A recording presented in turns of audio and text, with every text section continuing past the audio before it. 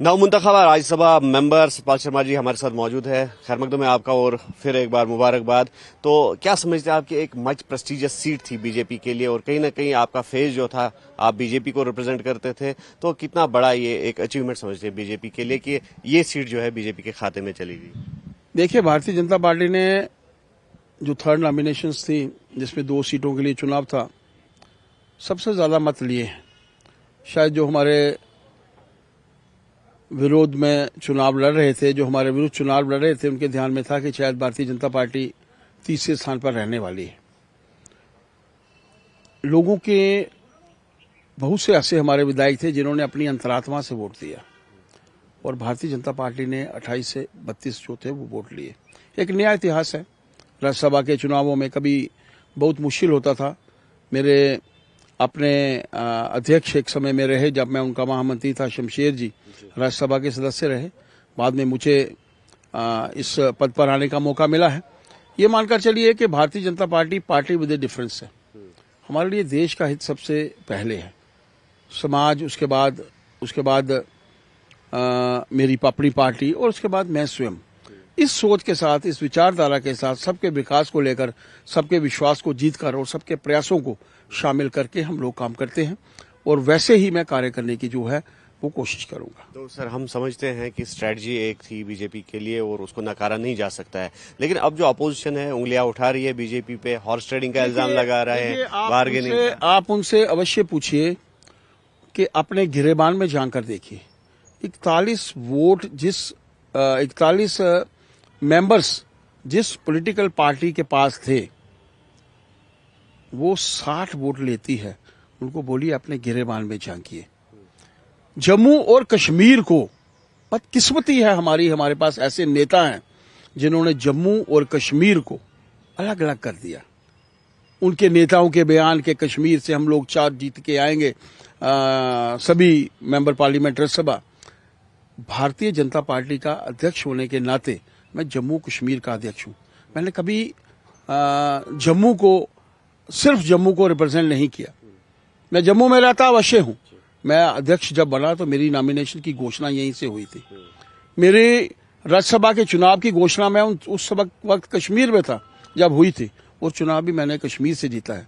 हम लोग जम्मू कश्मीर के अध्यक्ष हैं और वो लोग सिर्फ कश्मीर को रिप्रेजेंट करना चाहते हैं। एक बड़े नेता को ऐसे शब्द कहने शोभा नहीं देते थे। अब मानकर चलिए, जो विधायकों ने अपनी अंतरात्मा के साथ 4 लोगों ने आज दिया है, कल ये 40 होंगे और ये आपको कहीं नजर नहीं आएंगे। तो क्या बेस हो सकती है जो 4 विधायक आपके समर्थन में आए, और क्या लग रहा है आपको, क्या वो इंडिपेंडेंट ही होंगे? उनसे पूछिए कि जो 19 विधायक आए उनकी क्या रचना थी। मैंने सभी विधायकों को फोन किया था, अपनी अंतरात्मा से वोट दीजिए, और अपनी अंतरात्मा से उन्होंने वोट दिए।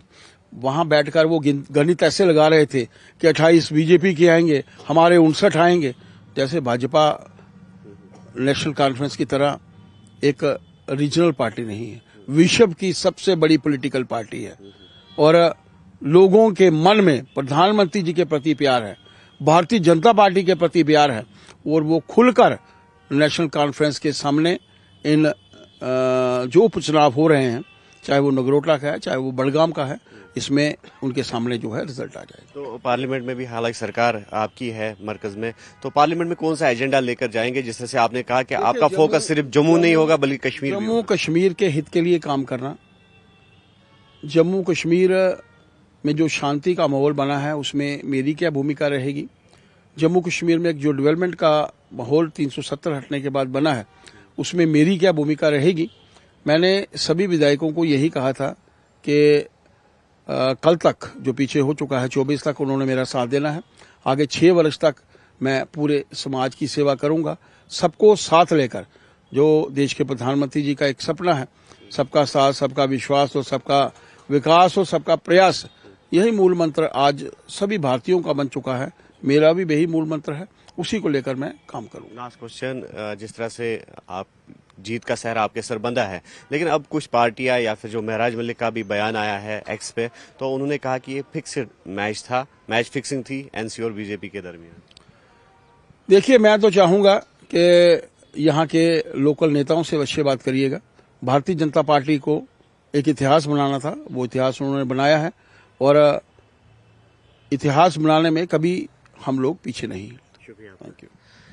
ये थे नवमुंतखबा राज्यसभा मेंबर बीजेपी के सत शर्मा और इनका ये कहना था कि भारतीय जनता पार्टी को एक इतिहास बनाना था और वो इतिहास रच चुका है और बीजेपी हमेशा डेवलपमेंट के एजेंडे को फुलफिल करेगी और इसी एजेंडे पर मजीद भी काम होगा। अयूब खान के साथ न्यूज़ 18 के लिए श्रीनगर से मुदस्सर कादरी।